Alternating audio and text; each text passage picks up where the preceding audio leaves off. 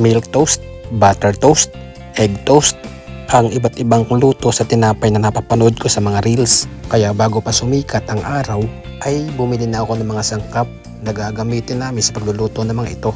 Hello mga kapaps at mga kamoms, kumusta na kayo lahat diyan? Magandang buhay! Naku mga kapaps at mga kamoms, nitong July 6, 2025, madaling araw ng linggo, ay bumili nga ako ng mga sangkap tulad nitong tasty bread, butter at gatas na evap. Katuwang ko sa pagluluto ang aking pamangkin na si Aya. Sabi niya 3-in-1 ang gagawin naming toast bread.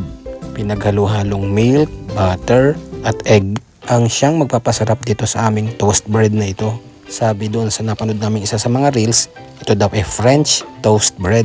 Happy birthday nga pala kay Paps Mark Anthony Legaspi ng Poblacion 3 at kay Paps Jed Vincent Perido ng Bonalejos. Shoutout nga pala kay Paps Christian Kabatingan Jr. ng Poblacion 2. Samantala, eto na ang aming French toast bread. Ay, pagkasarap. Ay, gumawa na rin kayo ng ganre. O tara, breakfast na. Good morning. Okay, thanks for watching. God bless and I love you all. Mwah mwah, chup chup mugs.